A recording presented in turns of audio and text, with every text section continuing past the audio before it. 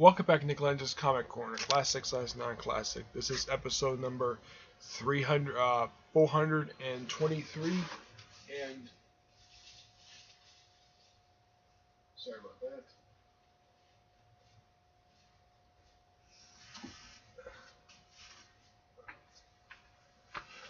Damn it.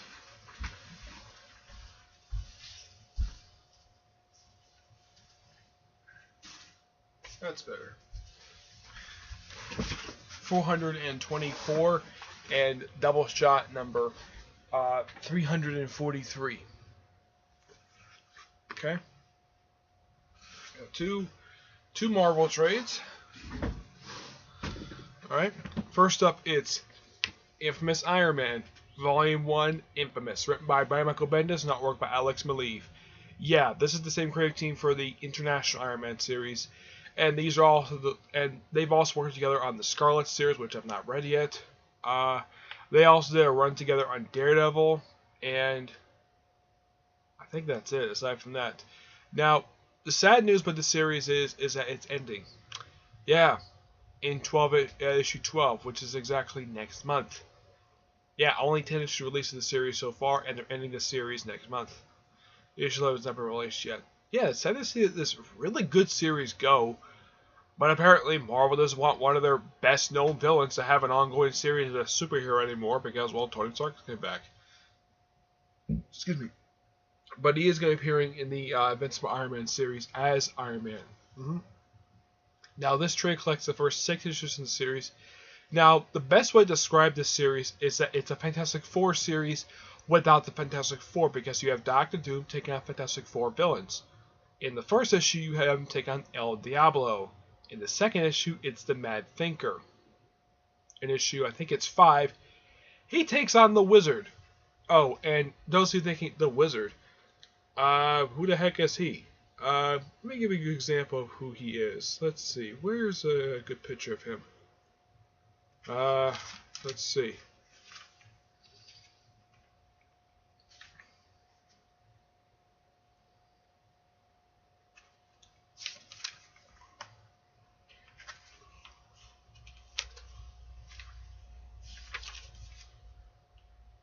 Okay. Yeah, here's the Wizard. This is what he currently looks like now. He doesn't have the classic Jack Kirby look anymore. He stopped wearing that years ago. So yeah. The thing with the Wizard is that he first started out as an enemy of the Human Torch during the Human Torch's feature for Strange Tales, and then after the feature ended, basically what Marvel did with that particular Rogues Gallery, they sort of disbanded it, and they took and Lee took the Wizard and the Trapster. Of course, at the time he was known as Paste Pot Pete. Moved over Fantastic Four, made Fantastic Four villains. Plant Man showed up a few times after that. The Beetle eventually was moved over to being a Spider-Man villain, which he continued to be that until the 1990s, where he became Mach 1 and became founding member of Thunderbolts. There's one guy who dressed up as a robot. After his one appearance, he disappeared for many years until he showed up there in Fear itself. Yeah, that's pretty much the whole history of him. El Diablo. El Diablo is not a very known Fantastic Four villain. I mean, when you think of Fantastic Four villains, what's usually the first one that comes to mind? Dr. Victor Von Doom. Yes, Dr. Victor Von Doom.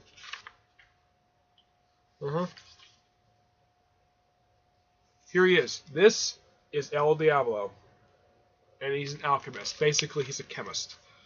Yeah, he practices alchemy. Basically, alchemy is the original name for chemistry.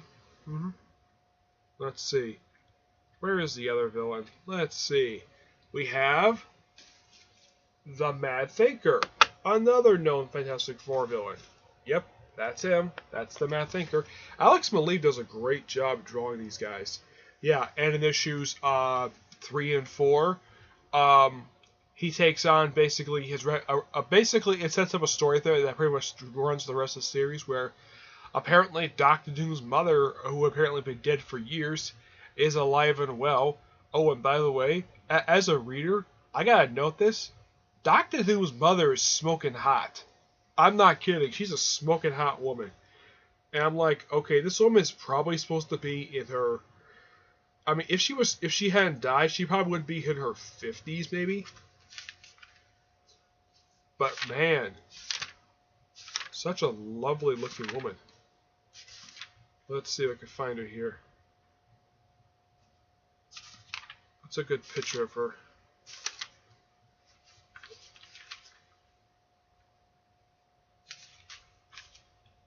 Here we go. This is what she looks like. Now, when I looked at her, I thought she was a Scarlet Witch because the way she dresses. This is how normally a Scarlet Witch dresses, and yet this is supposed to be Doctor Doom's mother. And for some reason, she basically started having an affair with the evil Reed Richards from the Ultimate Universe. I'm not kidding. So, evil Reed Richards is sleeping with Doctor Doom's mom. Wow.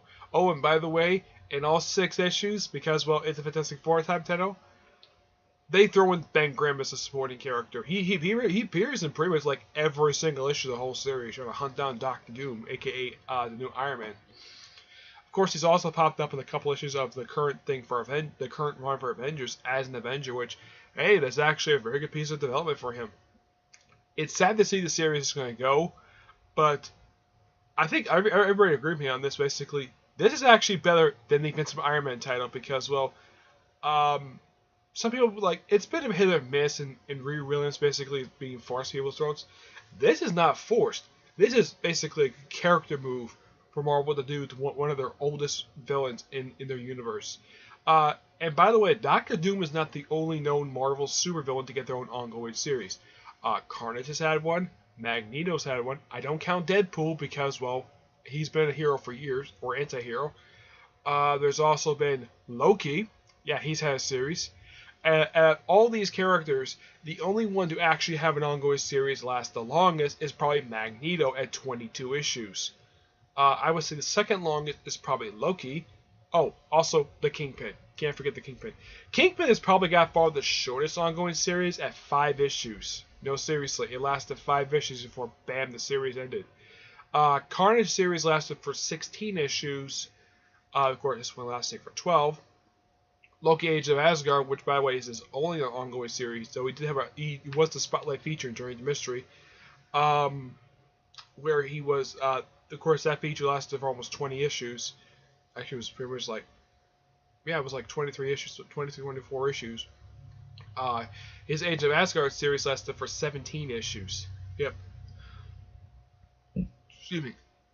I mean, do I think any other villain in the Marvel Universe probably deserves an ongoing series? I don't know. I mean, the next one I can think of, I mean, somebody like, what about Venom? He started as a villain. Yeah, but he became an anti-hero. Yeah. But this is great. Too bad the series is ending. I'm going to give this 9 out of 10. This is actually really, really good. I do recommend to people who are fans of Fantastic Four, or even fans of Iron Man, you would really enjoy that book. At the end of the 6th issue, basically leads to issue 7, where Doom meets Riri Williams. Okay.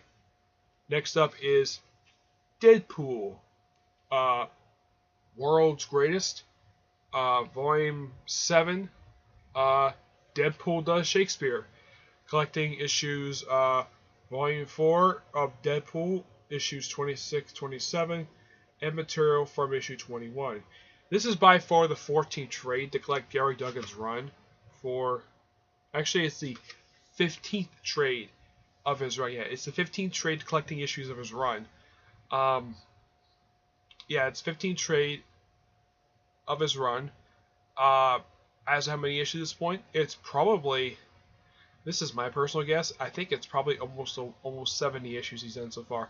And he started doing the series back in 2012. Yeah, at this point he's doing the series now for 5 years. But basically these are the last couple issues before they do the whole "To Death Do Us Part" 6-part, which basically crossed it with all 3 Deadpool titles, which now has been reduced down to 2, which is this title, Spider-Man Deadpool. And of course, Deadpool Merc's Money. That was the 3 titles at that point. Merc's Money since ended. Spider-Man Deadpool, as far as I can tell, even with the whole Marvel Legacy thing, that title was not ending anytime soon. This series is going to its original numbering somehow, and the name of the title is being called Despicable Deadpool. I don't know why it's being called that. And oh yeah, he's going back to be a supervillain. No idea why. Just that. Okay, fine. I love the fact that he's going back. That there's a count up his numbering, but it's very bizarre. It's kind of like when the series hit 250. There was no explanation for it. Yeah, but basically this two-parter is just, well, mainly just set up for to Death do his part, because, well, this whole thing with his wife giving the middle finger and stuff, the whole expanding stuff, and the stuff with Madcap, which that helps set up issue 30, which happens right after that six-parter. So yeah, you can kind of look at the two issues in here as set up for later stuff. That's really the whole point of these two issues. There's an issue where Deadpool teams up with Captain Hydra. Well, Captain America, aka Captain Hydra. Yeah. I guess that's the giveaway. Yeah, of course, that's actually a setup for the Secret Empire tie-in. So yeah, that's really the whole point of these two issues, is to set up basically a few different at least the next few story arcs, like Death do his part, issue 30, which basically wraps up majority of basically Gary Duggan's run, and the Secret Empire tie-in. So yeah, it sets up next, I'd say almost 10 issues. That's pretty much the whole point of the two issues in here. 21 is just basically just Deadpool doing Shakespeare. That's really the whole thing of it, yeah. This is just fun. I'm going to give this a 9 out of 10. Not much else to talk about for this one, but this is actually pretty good. Alright, that's it for this episode. Stay tuned for the next episode, which it will be one Marvel trade and one DC trade in the next episode. And you'll be a little bit surprised exactly which trades I'm going to talk about. Okay, but until I see you all in my next episode, which will be episode, I think it'll be 425, and Doubleshot number 300, and I believe 44, if I'm not mistaken. Yeah, 344. Okay, but until then, I will see you there. Bye.